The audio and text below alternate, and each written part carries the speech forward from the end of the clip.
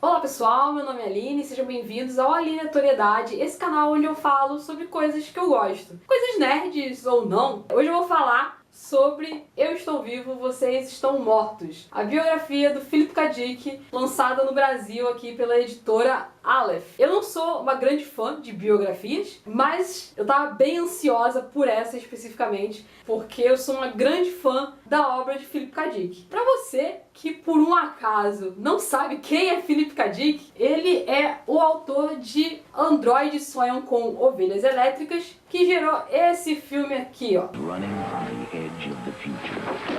He's running out of time. Blade Runner, que inclusive teve uma nova versão aí nos cinemas, né, uma continuação. Esse ano também saiu a edição de 50 anos do livro, essa edição que tá muito bonita e lançada pela editora Aleph, que lança todos os livros do Philip K. Dick aqui no Brasil, né? Então se você se interessar por algum livro, você pode procurar aí com a editora Aleph, que apesar de não fazer um grande trabalho gráfico em relação aos livros, tirando essa edição especial, né? Os outros livros são nessa edição assim, né? Eu tenho esse aqui porque esse aqui é um livro de contos. Eu queria muito ler o conto que inspirou o Adjustment Bureau, né? Que é um filme com a Emily Blunt e o Matt Damon. E eu não achava em lugar nenhum, então eu acabei comprando o livro. Mas, no geral, esse designer gráfico que eles usaram não é muito bom. Mas, em questão de texto, de tradução, o trabalho da Aleph costuma ser excelente. Então, quem tiver interesse, é só procurar aí os livros que estão saindo pela editora Aleph. Os principais livros do Philip K. Dick, acho que já estão todos publicados aqui no Brasil. Palmer Eldritch, Ubik, o próprio Androides Sonham com Ovelhas Elétricas, tem Vales, tem o Flume as Lágrimas, né? Se eu estiver esquecendo de algum aí, desculpa. Mas vamos lá, falando da biografia do Philip K. Dick. A vida do Philip K. Dick é uma vida bem louca, podemos dizer assim. Parece uma história saída de um dos livros dele. Inclusive, os livros eles são muito autobiográficos. Todos os livros contêm muitos elementos do que estava acontecendo na vida do Philip naquele momento em que ele estava escrevendo. Não só o que estava acontecendo na vida do Philip, mas também do que estava acontecendo ao redor dele, né, da realidade dele. O Philip K. Dick, a vida inteira dele, sempre fez tratamentos psicológicos, né, sempre esteve ali envolvido com questões psicológicas, psiquiátricas e tal. Eu acho que isso reflete muito o conteúdo do que ele escreveu. Inclusive tem um livro que ele escreve, que é o Clãs da Lua Alfa, que ele retrata uma sociedade que é toda dividida em classes de acordo com distúrbios mentais. Parece ser um livro muito interessante. Apesar dessa trajetória muito louca, como ele usava muitas drogas farmacêuticas, remédios, que ele queria escrever muito. Escrever não rendia muito dinheiro, então ele precisava escrever em grande quantidade para ter dinheiro, para sustentar a família. Ele já tinha uma questão psicológica frágil. Com esse mundo de remédio que ele tomava, ele se deteriorou muito rápido, tanto que ele morre cedo, 54 anos. Ocorre uma deteriorização da saúde psicológica dele muito grande, também da saúde física. Ele passava muito tempo acordado, escrevendo, dormia pouco, então nada saudável. A biografia ela acompanha os livros dele, mais ou menos numa ordem cronológica, indicando aí as influências. Eu gostei muito do trabalho do Emmanuel Carré, porque ele não é um cara que simplesmente narra os fatos. Ele se coloca muito no livro, tanto no diálogo com o leitor, quanto colocando a opinião dele sobre aquilo que ele está contando. Acho que se fosse uma narração pura e simples seria um pouco chato, mas nesse caso não. Então é muito dinâmico, você se sente muito envolvido com a leitura. Eu li a primeira vez, adorei o livro, aí depois, quando eu resolvi fazer um vídeo sobre ele, eu resolvi ler de novo. Até pra marcar os pontos principais, ter aquela leitura mais atenta, assim, tanto que eu fiz diversas anotações sobre o livro. Se eu fosse usar tudo aquilo que eu anotei, pesquisei, faria uma série aí de 10 vídeos só pra falar desse livro aqui. É muito interessante, tem um conteúdo muito legal pra quem é fã do trabalho do Philip K. Dick. Ele não faz uma visão parcial, ele coloca ali todos os pontos vergonhosos, digamos assim, da vida dele, que não são poucos, que era um cara com muitos problemas, com muitos defeitos. Não não tenta mostrar como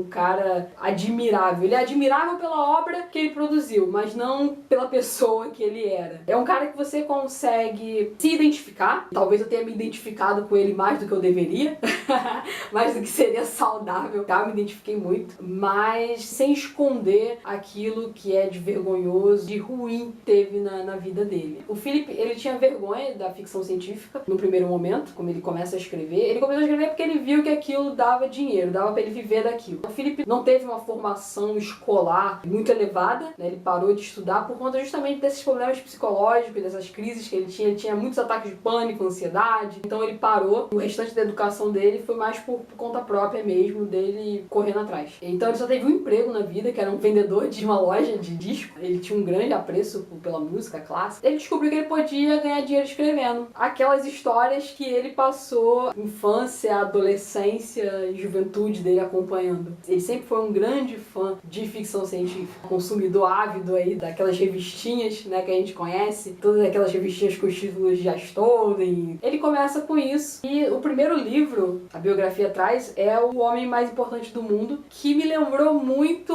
o Show de Truman, porque é um cara que ele se descobre dentro de uma realidade fictícia, que foi construída para ele. E todo mundo que tá à volta dele são todos atores. E essa questão do questionamento da realidade vai ser uma constante sempre na vida do Philip K. Dick. Inclusive tem um episódio que é relatado no livro, que é o episódio do Cordão da Luminária, que é tipo o episódio inicial, assim, pra toda essa jornada de questionamento da realidade da vida dele. Que ele vai ao banheiro e aí ele fica procurando o cordão da luminária que ele não encontra. Ele fica muito tempo, assim, procurando no escuro, tateando. E aí depois ele vê que nunca existiu o cordão da luminária. O que existia era um interruptor. Tem essa quebra da realidade ali pra ele. E ele vai seguir com isso aí ao longo da vida dele. Como eu falei, ele não aceitava ser um escritor de ficção científica inicialmente. O Homem do Castelo Alto foi uma das tentativas dele de escrever um romance sério. Tanto que, quando eu li O Homem do Castelo Alto, eu achei ele meio deslocado do restante da obra do Philip K. Dick. Então, eu achei... Não encaixava com o restante. E agora tá explicado por quê, né? Porque era uma tentativa de fazer uma outra coisa. Inclusive, O Homem do Castelo Alto é o livro mais importante dele. Não é, na minha opinião, o melhor, mas é o mais importante. É o ganhador do Hugo. É um livro que teve muita influência na vida dele. Até no final da vida, passado vários anos, a gente vai ver na biografia, sempre tem uma volta da temática do Homem do Castelo Alto. Eu acho que, apesar de não ser o melhor livro dele, meu livro preferido, eu acho que é o livro que é melhor construído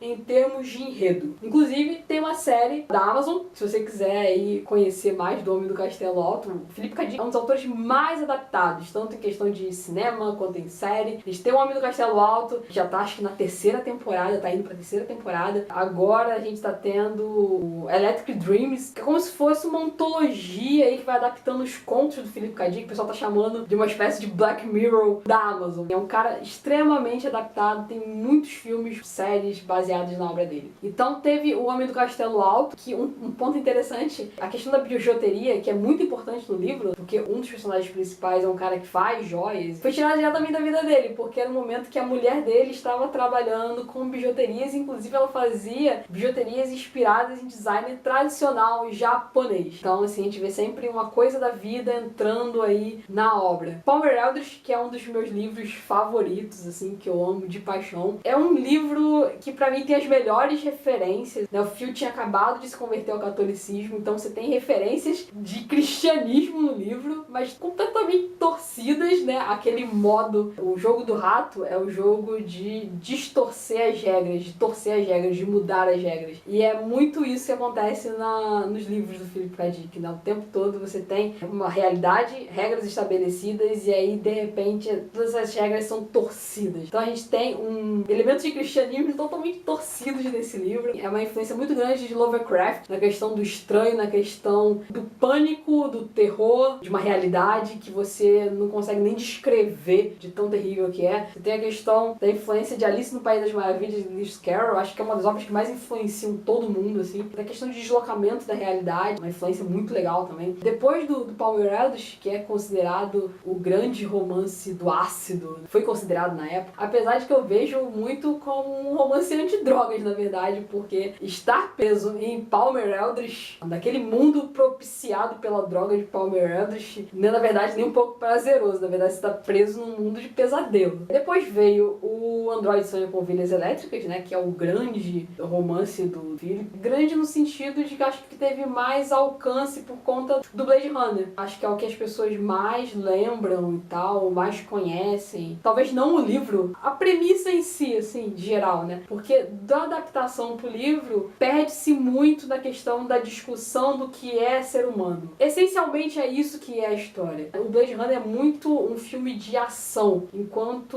no livro é muito mais uma discussão aí sociológica, não sei, filosófica, sobre o que é humano, como você dizer que algo é ou não é humano. É uma discussão muito profunda isso, né? Ele escreveu isso num momento em que ele estava muito satisfeito com a vida dele, ele estava em um novo casamento, estava muito feliz, e aí ele se sente que ele descobriu o que é ser humano. E para homenagear isso, ele foi pro oposto, né? Já que eu sei o que é ser humano, então eu vou discutir o que não é ser humano. E cria-se todo um enredo muito grande, porque nessa época tinha uma discussão muito grande sobre ser humano, sobre inteligência artificial. A gente tem a presença muito grande da questão do teste de Turing, que determinava que se uma máquina era programada de tal forma a ser capaz de enganar um ser humano, então como eu poderia questionar que ela não é humana, se ela pode me convencer do sofrimento dela? Então é uma discussão muito interessante. Depois do Android Sonha com Ovelhas Elétricas, ele faz aquele livro que eu considero o melhor de todos, pra mim é o preferido, Ubik. Engraçado é que Ubik ele considerava como o livro que ele escreveu no piloto automático. O livro mais genial dele, ele acha que saiu no automático. Demorou muito tempo pra ele reconhecer Ubik pela obra que ela é. Muita gente elogiava o Ubik e ele não entendia muito bem o porquê. Inclusive tem um episódio muito legal que é o contato dele com o Stanislaw Lem, o autor de Solaris. Escreve uma crítica elogiando muitíssimo o Philip K. Dick e Ubik. O Philip K. Dick seria a única coisa que vale a pena em termos de ficção científica norte-americana. Você vê o nível de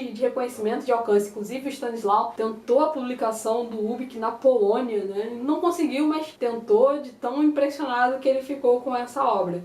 Os editores franceses do Philip acreditavam desse livro como uma grande aposta para premiação. Eu gosto extremamente de Ubik. No livro fala que ele começou a escrever o livro e meio que travou. E aí ele não sabia mais por onde continuar. Até que surgiu a ideia da criogenia e o meia-vida e tal, e aí o enredo deslanchou. É um livro pra mim que eu vejo em várias outras obras, assim, que eu gosto. Eu vejo referência direta a esse livro. Falam que Matrix é inspirado no Neuromancer. Mas mais do que Neuromancer, eu vejo muito de Ubik. Assim como eu vejo muito de Ubik também A Origem, do Christopher Nolan. Pra mim é a melhor história original que saiu nos últimos anos aí. Então, assim, muito do que eu gosto, eu olho e, caraca, isso é Ubik. Além dessa questão toda da meia-vida e desse universo, né, em que o cara tá inserido e que ele não sabe se ele tá vivo, se ele tá morto. Inclusive, o título do livro é por causa de Ubik. É uma mensagem que o cara deixa de que eu estou vivo e vocês estão mortos. O cara começa acreditando que ele está vivo e o outro cara tá morto, mas quando na verdade é o contrário, entendeu? E termina o livro sem você saber quem realmente tá vivo e tá morto. De um jeito que me lembrou muito o final de A Origem, né? Quando o cara roda o peão assim e você fica, caraca, o peão vai continuar rodando e ele vai cair, né? É muito, muito legal. E ele tem um humor muito bom, porque ele faz aqueles slogans publicitários, porque o Ubik é um produto, impede a incoerência, a destruição,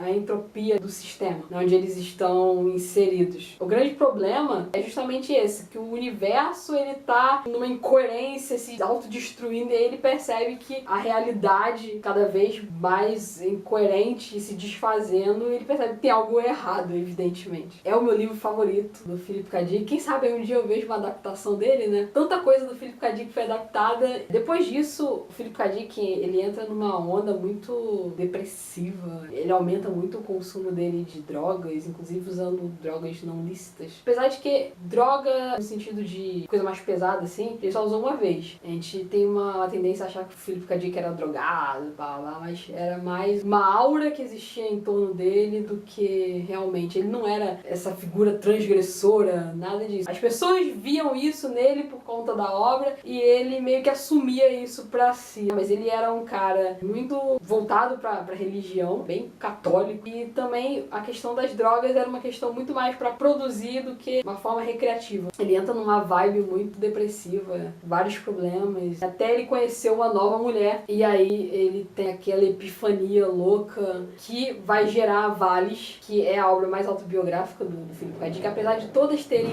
um sentido muito autobiográfico. Valis é onde ele chega ao máximo. É uma obra genial, eu gosto muito porque tem um conflito argumentativo incrível, mas assim, é uma obra para você ler depois que você já conhece bastante da obra do Philip K. Dick. Entrar de cabeça de primeira em Valis é complicado. Depois disso você acha que, caraca, acabou, não tem mais pra onde o Philip K. Dick ir. Mas tem sim, e ele escreve a sua última obra, que é A Transmigração de Timothy Archer, né, onde ele faz aí uma protagonista feminina que não é estereótipo da mulher dos sonhos dele, nem da mulher dos pesadelos dele. E também não é um retrato dele próprio. É uma personagem extremamente complexa. É incrível que lá no final da vida dele, quando você acha que ele já fez tudo o que tinha pra fazer, ele ainda vem com uma surpresa como essa. Se você quer conhecer mais da obra do Philip K. Dick, entender a obra do Philip K. Dick, super recomendo a leitura da biografia escrita pelo Emmanuel Carré. Uma leitura muito agradável, onde o Emmanuel o tempo todo dialoga com o leitor, se coloca no texto. O texto flui muito bem. Eu li esse livro 2 vezes para poder fazer as anotações e marcações. Assim, eu poderia falar muito sobre esse livro. Infelizmente não dá, assim. Mas eu gostaria de poder falar muito, muito mais. Recomendo muito para quem é fã da obra do Philip K. Dick. Com certeza vai ter mais Philip K. Dick aqui no canal, porque é um cara que eu gosto muito. Se você também gosta de Philip K. Dick, deixa seu like no vídeo, comenta aí quais são as obras que você gosta dele. Você gostaria de ver eu comentando outros livros dele aqui no canal, inclusive esse daqui, o Blade Runner, edição 50 anos. Inclusive eu penso em fazer aí vídeos sobre essa última série que saiu, né? Como eu falei, o Electric Dreams. Você gostaria de ver? Escreve aí, like, comentário, se inscreve no canal. E é isso aí, galera. Espero que você tenha curtido esse vídeo. Valeu, até a próxima!